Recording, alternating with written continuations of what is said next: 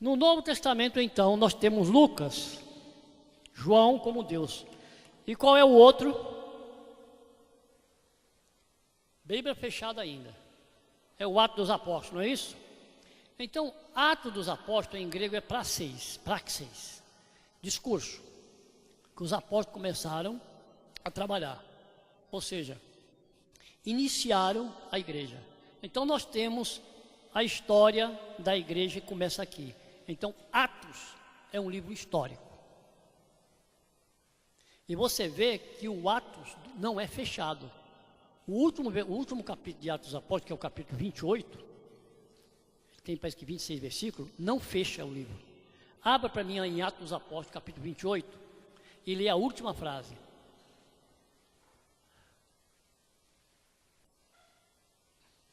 Quem achou pode ler.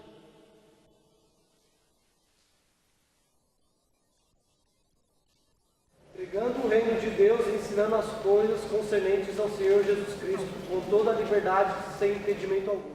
Acabou? Pronto. Não fecha o livro. Por que isso? Vocês sabem? Como? Continua, a igreja não acabou. A igreja não acabou. Agora, quando é que a igreja vai acabar?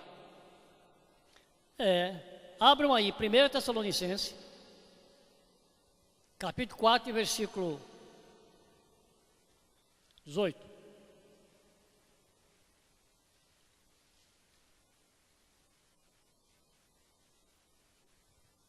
Quem achou pode ler. Portanto, consolai-vos uns aos outros com essas palavras. Meu filho, lê 18? Leu a partir do 13. Acerca da ressurreição dos crentes e da vinda de Cristo. Isso, lê.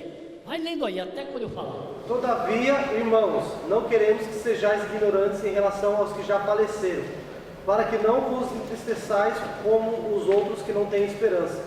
Porque se cremos que Jesus Cristo morreu e ressuscitou, também devemos crer que Deus, por meio de Jesus, vai trazer juntamente com ele os que já faleceram. Afirmamos pela palavra do Senhor que nós, os que ficamos vivos para a vida do Senhor, de modo algum, precederemos o que já faleceram. Precederemos, né? Isso. Porque, ouvida a voz do arcanjo e ressoada a trombeta de Deus, o próprio Senhor descerá do céu com grande brado, e os que morreram em Cristo ressuscitarão primeiro. Depois, nós, os que estivermos vivos, seremos arrebatados com eles nas nuvens, ao encontro do Senhor nos ares, e assim estaremos para sempre com o Senhor. Aí a igreja acaba aí. Viu? Aí a igreja acaba. Então é por essa razão que o ato dos apóstolos não está concluído. Ele termina aí. Ele para aí. E a igreja continua. Agora, nós, depois do Atos, qual é o outro livro? É Romanos. Romanos, agora, entra naquilo que nós chamamos de quê? Cartas ou epístolas. Olhe para mim. É bibliologia isso, gente. Esses livros aqui, sobre a biografia de Cristo, tudo quanto Cristo fez e o que Cristo é, precisa ser explicado. Porque esses irmãos que escreveram aqui, eles eram biógrafos. Então surgem pessoas como Paulo para interpretar isso. O advogado, inclusive tem vários advogados aqui. 1, 2, tem mais? 3, tem mais advogado? Rapaz, o que não falta é advogado, né? Tem que mover uma ação, muito advogado. O advogado, ele é um intérprete da lei. A lei é feita pelo Congresso Nacional. Reúne-se os 500 deputados, mais os 81 senadores e votam os projetos.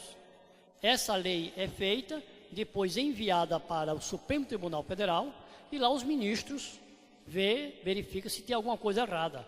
Volta, no caso que não tem nada errado, para lá, a Dilma sanciona, ou o presidente que estiver na época sanciona, e depois, mas entra um elemento chamado advogado, que na Bíblia também tem, que vai fazer o quê?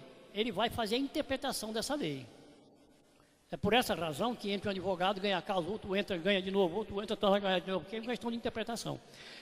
Nesse caso, estas cartas, todas elas, desde Romano até o livro de Judas, todas elas são baseadas nisso aqui, ó, no que aparece nessa biografia aqui e também aqui no Antigo Testamento.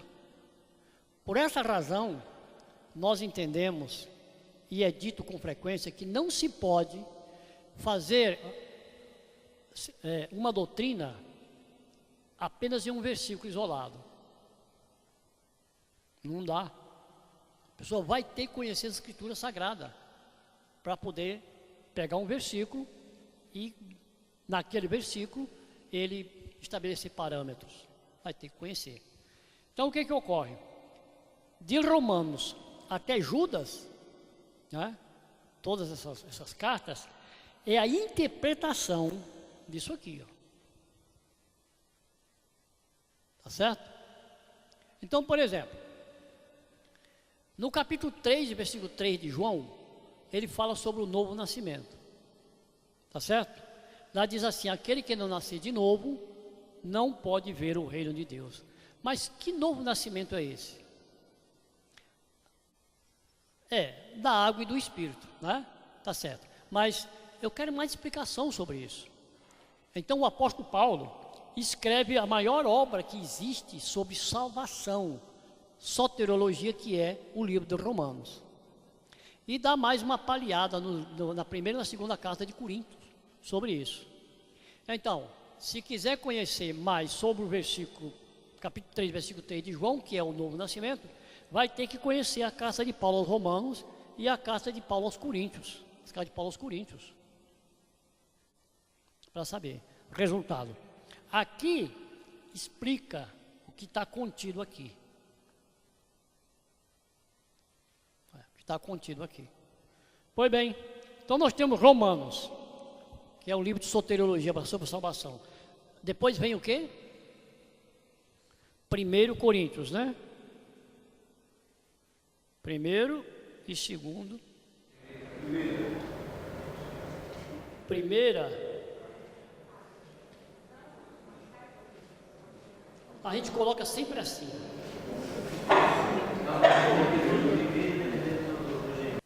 Mas nesse caso aqui não, escrita, eu digo da pronúncia, né? Então nós temos 1º e 2º Coríntios. Olhe bem, irmãos. Essas duas cartas são importantíssimas. E elas foram escritas por causa de problemas. A igreja de Corinto, a cidade de Corinto, era uma cidade mais rica que existia. E toda cidade rica, ela é opulenta, que nem as cidades americanas ricas, São Paulo, por exemplo, enfim. Porque quanto mais o homem tem dinheiro, ele tem poder. E ele acha que ele pode fazer o que ele quer. Então, essas igrejas de Corinto eram ricas, e a cidade de Corinto é uma cidade muito importante. E as pessoas eram orgulhosas, e isso, de qualquer maneira, também entra na igreja, não tem como. Existiam erros grassos na igreja de Corinto.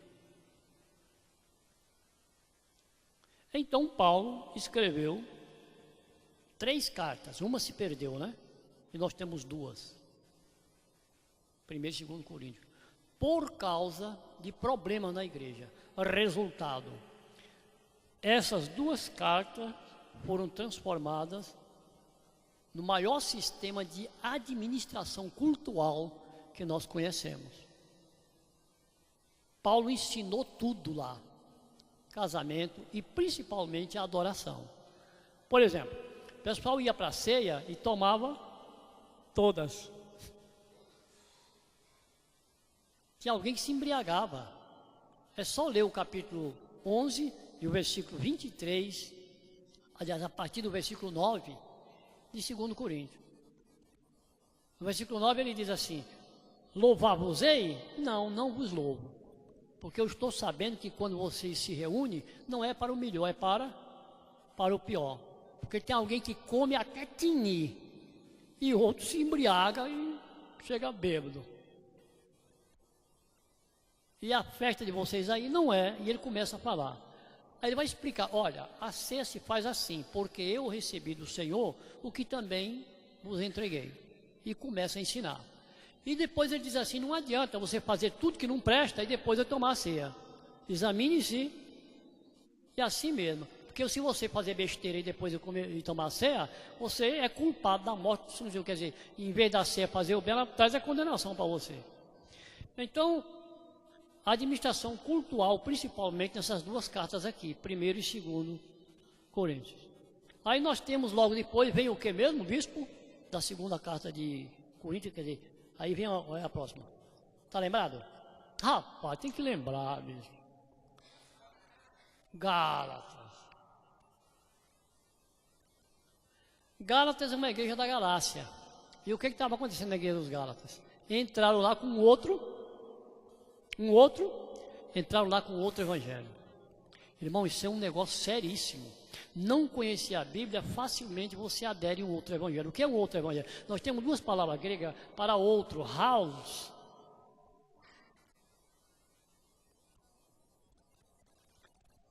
É um outro, mas em português, halos.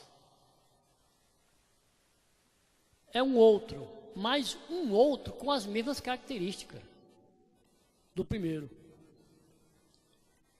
Agora, o Paulo usa a palavra heteros, que é diferente. Heteros significa um outro, mas com características diferentes. Então entrou na igreja da Galácia, um outro evangelho. E Paulo percebeu isso. E Paulo chegou a chamar os irmãos de insensato. Não foi isso? Ó insensatos Gálatas, quem vos fascinou a começar pelo Espírito e acabar pela carne? Vocês são insensatos.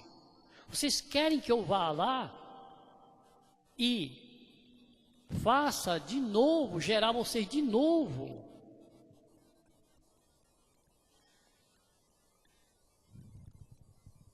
Eu estava falando, eu vinha no carro estava falando com o pastor e o diácono Ricardo, sobre uma mulher que eu a conheci no início da vida dela. Ela foi uma das primeiras missionárias de uma igreja na África. E essa mulher era uma bênção.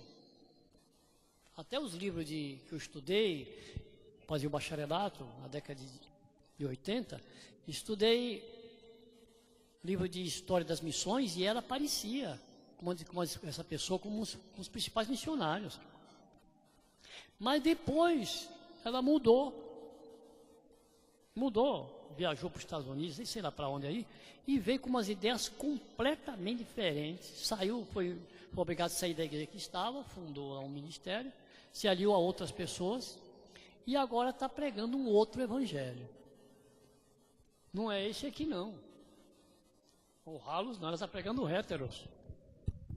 Não é?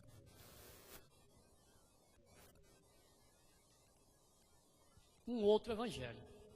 Então, essa igreja da Galácia aqui, essa carta aos Gálatas, é no sentido de fazer com que, irmãos, haja pureza nos princípios. Para você mudar de ideia, você precisa realmente ter um conhecimento muito forte para você mudar de ideia. O árabe, ele não muda de ideia fácil. Eu tenho um amigo, eu consegui batizar ele, mas depois de quase 10 anos que eu evangelizava esse árabe todo dia, eu ia na casa dele, muito amigo meu. Ele foi meu aluno na década de 90. E ele fazia parte de uma igreja que diz que não é necessário o batismo nas águas. E agora, fazer o quê? E eu comecei a conversar com ele. Sempre que eu ia na loja dele, uma das lojas dele, pegava a Bíblia e ia nesse ponto. E eu fui levando, ele sempre pedia para mim ir lá, e eu ia, mais.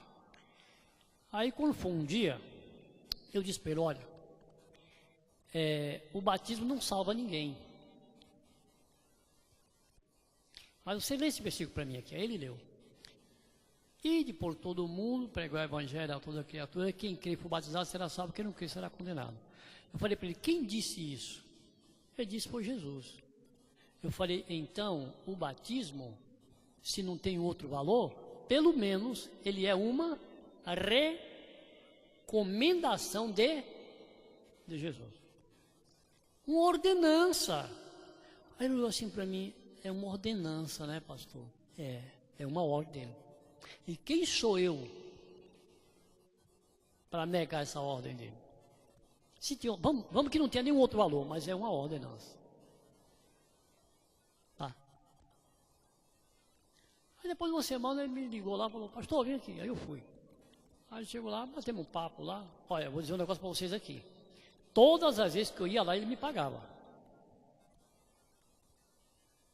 Ele não quer nada de graça. A água não quer nada de graça. Todas as vezes.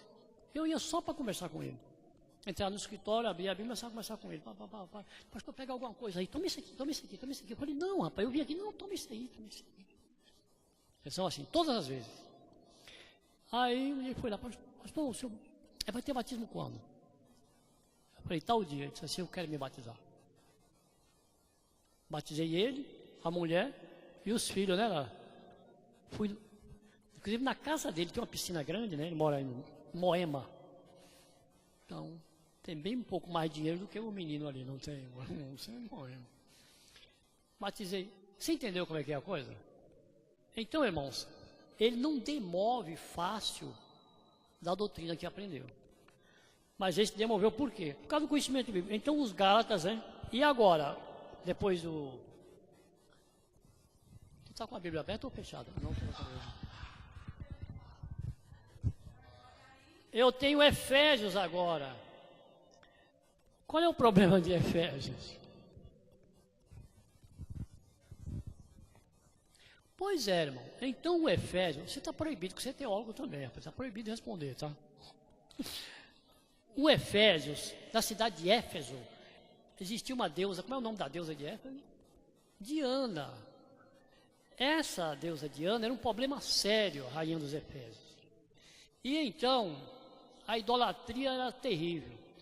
E surgiu uma dificuldade na igreja sobre a salvação. E Paulo, então, foi necessário escrever essa carta para eles, mostrando que a salvação é pela graça. Então, nós temos o livro de Efésios, base, salvação pela graça. Depois de Efésios, qual é o outro livro? Filipenses. Essa carta de Filipenses é uma carta de agradecimento. Olhe para mim. Estão olhando para mim? Eu estou aqui na frente. Irmãos, às vezes, não é pelo fato que a pessoa tem um título que ele não erra. O Paulo dizia sempre, eu trabalho com as minhas mãos para viver. Só que a Bíblia não diz isso. A Bíblia diz que o obreiro viva do seu salário, porque os pastores de hoje, pastor de uma forma geral, ele é a continuidade do sacerdote do Antigo Testamento. Não em níveis, né? Mas em níveis cultuais ou cultual. Então, é uma ordenança bíblica que o obreiro viva da obra. Mas pastor, mas e se ele tiver? Não, irmão. A Bíblia manda que o obreiro viva da obra. Nós é que somos desobedientes. E nós vemos a quantidade de problema que gera o obreiro ter que trabalhar e ter que apacentar. Como é que ele vai visitar um irmão doente? Uma igreja está com problema. Como é que ele vai jejuar? Levantar de madrugada para orar, passar sono. Como é que ele vira à noite num velório, por exemplo? Fica difícil, é incompatível. Os filhos, a tribo de Levi foi escolhida só para isso, eles não faziam outra coisa. Então, Paulo ficou passando necessidade. Essa é que é a verdade, sem ter nada. E então os irmãos, ele escreve essa carta de agradecimento, os irmãos de lá mandaram várias vezes dinheiro para ele se alimentar. E ele escreve essa carta agradecendo a Deus pelo que os irmãos davam para ele. O próprio Jesus, Lucas deixa bem claro, vivia Do pessoal que ajudava ele. E muitas mulheres ricas ajudavam Jesus Cristo. De sorte que é uma desobediência. Pastores, eu digo pastores. Pastores é o nome geral, né? Que são verdadeiramente chamados, irmão, ter trabalho secular. Porque ele faz a obra, por maior boa vontade que ele tenha, é incompleta e não dá. Fica difícil. O ministério fica difícil, muito difícil. Que nem eu citei agora. Ele não vai poder jejuar pelo menos uma vez por semana. Não vai dar. Senão ele está trabalhando no serviço e fica caindo. Já pensou, o pastor ali for jejuar, e chega lá, vai bater um prego no carro, um martelo, arrebenta o dedo dele. Como? Dá para guardar o sábado. Então fica difícil, né? O outro livro é Colossenses. A igreja de Colosso. Pois bem, se nós formos assim, nós vamos até, e finalmente chegamos ao Apocalipse, né? Que é um livro da revelação, muito difícil, e não adianta eu falar muita coisa aqui sobre o Apocalipse. Aos poucos nós vamos falando. Bem, nós tivemos então uma resenha rápida sobre os versículos, sobre os livros da Bíblia. Não é isso? E a finalidade de cada livro. Alguma pergunta? Pastor, existe uma forma sistematicamente de ler a Bíblia? Já que nós vamos entrar nessa parte. Eu quero entender, né?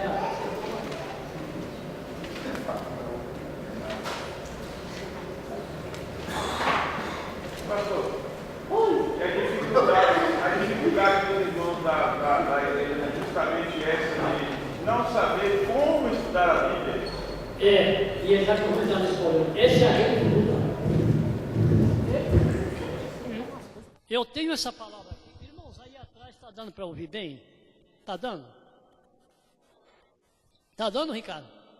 E o Fê, cadê? Deixa ele entrar aqui para ele ver. Nós temos essa palavra aqui.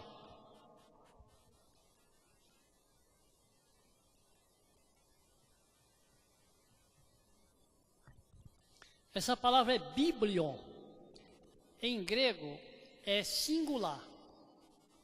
Significa livro. Se eu não colocar nada aqui, significa um livro. Mas se eu colocar aqui, significa o livro.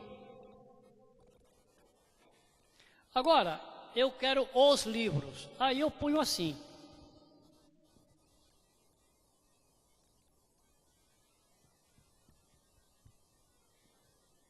Da Bíblia, os livros. Está escrito em grego. Isso não foi traduzido para português.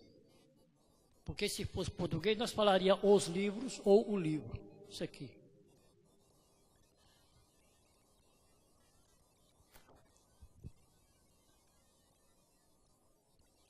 Agora, no Antigo Testamento, era chamado teuco, que é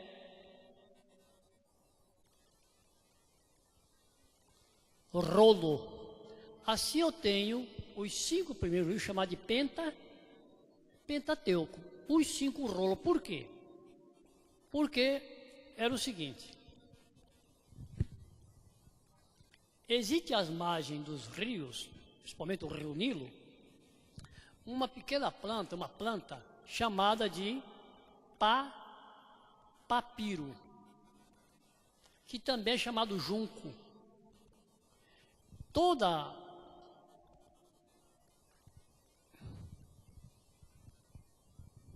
Toda planta, a pele nossa, nós temos a epiderme, que é que fica a superfície, né? Nós temos uma camada embaixo chamada endoderme, que é endo, a palavra grega significa dentro. E tem uma no meio chamada mesoderme. Esse sistema também tem nas plantas. A casca da planta tem uma camada grossa E depois, pelo lado de dentro, a gente tira umas embiras. Lá no norte tem isso, né? Que a gente pega a casca, tira, não é? E tira umas tiras. Então, chamado entrecasca. Então, esse papiro, se quebrava ele, tirava a casca e pelo lado de dentro da casca, pegava essas embiras.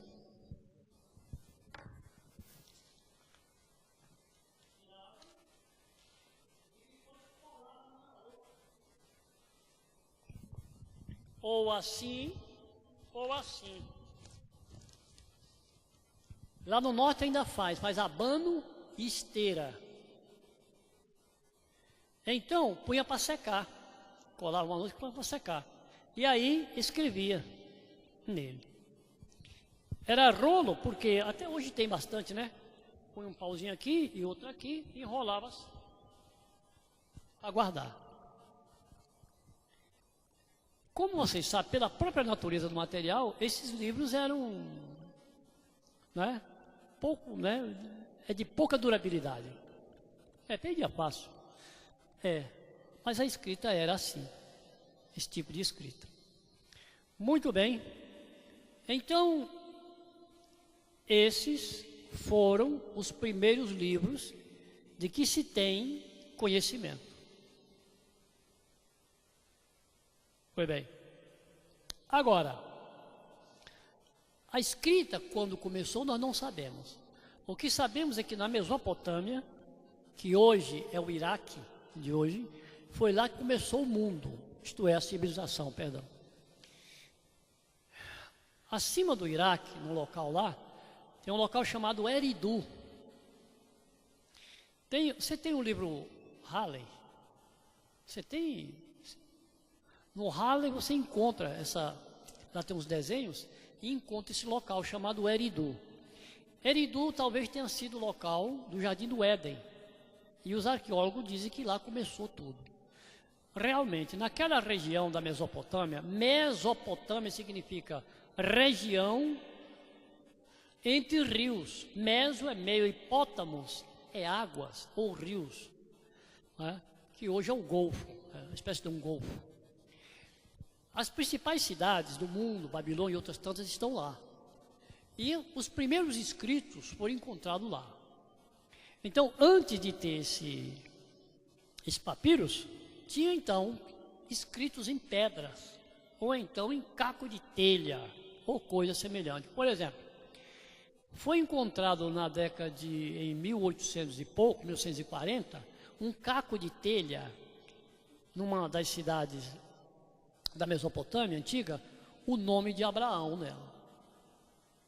Mostrando que, realmente, confirmando o que a Bíblia diz, que lá era a pátria do patriarca Abraão. Então, quando começou a escrita, nós não sabemos. O que sabemos é que, por volta de uns 5.000 anos atrás, nós encontramos esse papiro aqui, escritos. Mais tarde, foi substituído por couro. Curtia-se o couro e couro de camelo ou de ovelha e se escrevia no couro. Aí foi chamado de pergaminho, em homenagem à cidade de Pérgamo, aonde sabe-se que a primeira vez foi encontrado rolo de pergaminhos e aonde tinha, tudo indica, um cortume exclusivamente, uma espécie de indústria, né, de pergaminho na cidade de Pérgamo. Aí então passou-se a não usar mais o papiro, a usar, no caso, o pergaminho. Muito bem.